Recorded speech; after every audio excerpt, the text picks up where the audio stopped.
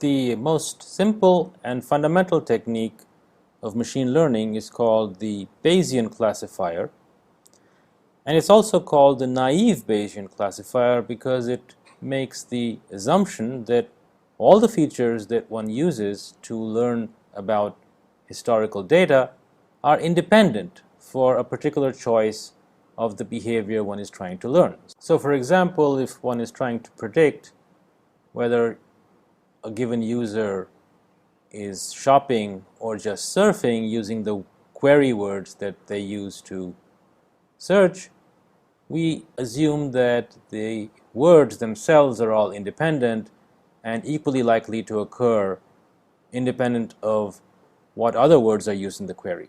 It's not necessarily a valid assumption in most cases, as we have just argued a while back, but that's what's assumed, and that's why it's called the naive Bayes classifier. Anyway, let's try to figure this out from first principles. The probability of B, that is, whether some user is a buyer or just a browser, given the combination of R and C that they use, times the probability of R and C itself. By Bayes' rule, this is nothing but the probability of R and C given B times the probability of B. This is easy to see just by thinking of R comma C as one random variable and just using Bayes' rule. Next, we further expand the first term over here, again using Bayes' rule, forgetting about B for the time being, and noting that the probability of R and C given B is the probability of R given C, and B is there just because it was earlier, times the probability of C given B, which again is there because it was there up there. Again, by applying Bayes' rule, we get this expansion. Now comes the independence assumption. The probability that of R given C, and B or A or whatever else, doesn't matter, because of independence of R and C, is the same as the probability of R given whatever else was there on the conditional side. Because of this independence, we can essentially separately compute these terms: probability of R given by equal to yes, probability of C given by equal to yes, and then just simply multiply it by the a priori, or the overall probability of by equal to yes. We can do the same for by equal to no. So given some values of R and C, that is, whether the word red occurs or the word cheap occurs or not, we compute the probability of R being there, given that by is yes, C being there or not there, given by equal to yes, and the a priori probability of B equal to yes, and divided by the same expression that we have here, but for the other possibility, that by equal to a no. Now, since this expression is proportional to the conditional probability that we're looking for, that is, whether or not the user is more likely to be a buyer versus a browser given the query words that they use, we simply compute this ratio for both possibilities, buyer or browser, and if this ratio is greater than 1, in general greater than some threshold, we choose the option by equal to yes as being the most likely estimate. Otherwise, we decide that by equal to no.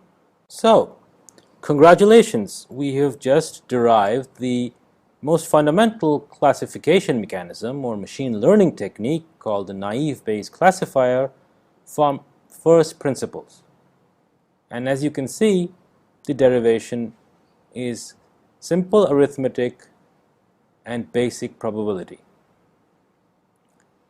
Given any combination of words and the past history, say you have 4 features that we had earlier: red, flower, gift, and cheap, and in general n features, arbitrarily long queries, for example, taking particular values, yes, no, etc., etc., we can merely compute the ratio that we had earlier, simply now that we have n terms in the product as opposed to just 2, and in the end the a priori probabilities of the 2 different types of behavior that we're trying to predict.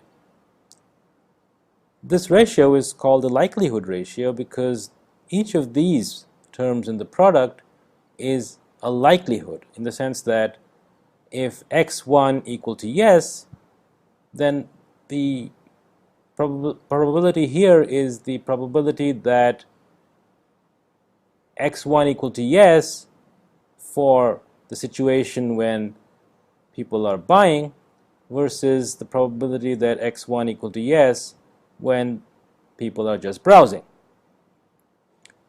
And we do that for all the possible words. Many of them will have a no, so xi's for them will be no, but we still have to take all the possible words into account and choose yes if this likelihood ratio is greater than a threshold and no otherwise. We also normally take logarithms to make multiplications into additions, so you would frequently hear the term log likelihood.